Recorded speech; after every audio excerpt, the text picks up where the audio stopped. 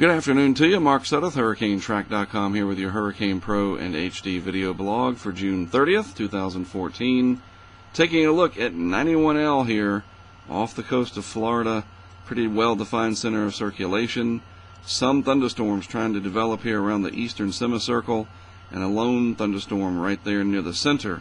It won't take much for this to develop into a tropical depression, and the National Hurricane Center indicating this has an 80% probability of becoming a depression or stronger over the next 48 hours. The first impacts will be to the coast of Florida here as this turns more towards the west before turning back to the north with time. So you folks along the I-95 corridor, maybe just a hair west and then on out to the beaches, you need to be on the lookout for an increase in wind, showers and thunderstorms from time to time, and rough local sea state conditions. That'll be the first set of impacts. Then, as we move on up the coast, what's going to be the deal with the Carolinas and even Georgia?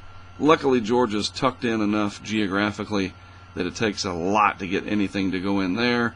But farther up the coast, the Carolinas, especially from about Charleston to Hatteras, a lot easier for tropical cyclones to impact the region. And you can see from this morning's model suite here, a clustering of these models, that the Carolinas are squarely in the impact zone if this develops, as it's looking like it will, and makes that turn. Intensity-wise, this could become a hurricane. The statistical models indicating that.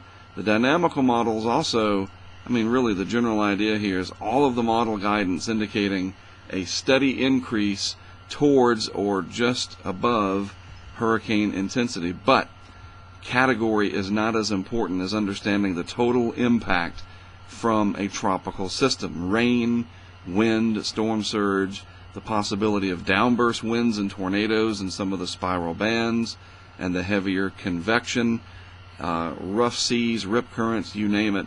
Those are all part of the total package here, not just a category. So if you see Category 1 and you say, well, I'm not going to worry about that, I'll worry about it when it's a Category 3. Well, a Category 1 can still knock over a big old oak tree on your house, and then you have to worry about quite a lot with dealing with the insurance industry and getting your claim filed. So, yeah, the local impacts right down to your street address is what we're talking about here. And the category does not tell you what's going to happen at your street address.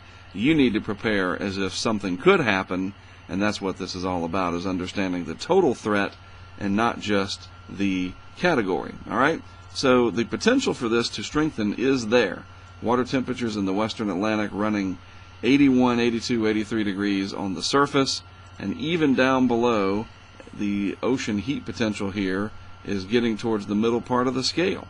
So there is a little bit of deep warm water in the path of this potential system, and therefore you see what the intensity showed here, responding to that we could get this to become a hurricane.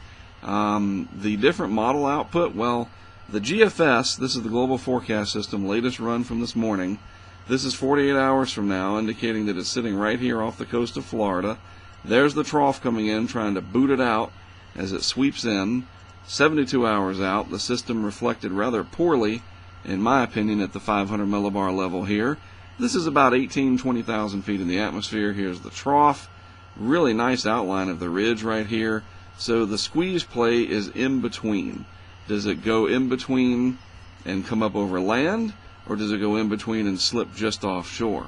Hard to say. You know how this goes. Finally, out at 4 days, 96 hours, it doesn't look reasonable to me that this would be this kind of a shape. Typically, tropical cyclones, when they're well developed, are circular, and the energy that I'm seeing here, or the vorticity in the model, looks more like a pea, like a green pea or something, a lima bean, whatever. It's pea-shaped. It's oval. There you go. That's the shape I want to say. And that doesn't look right, so maybe this is kind of hogwash from this moment on.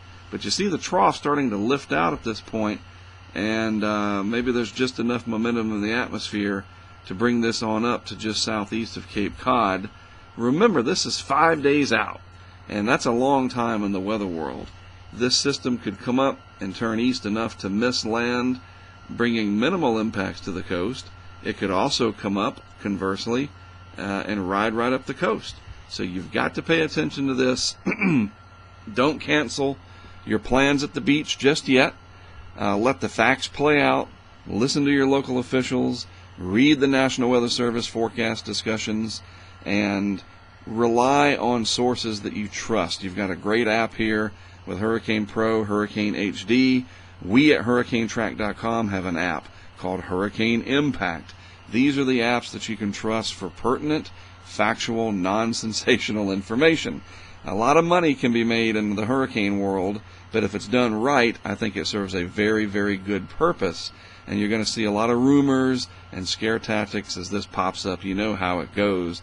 So my best advice is don't cancel your plans.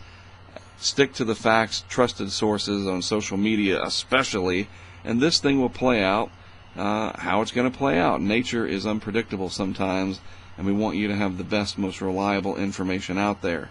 So we appreciate you tuning in. All right, well, I am Mark Sudduth, and that is my job to provide you that information, and it's my honor to do so for Hurricane Pro and HD. Have a good rest of your Monday afternoon. I'll be back with another update for you tomorrow afternoon.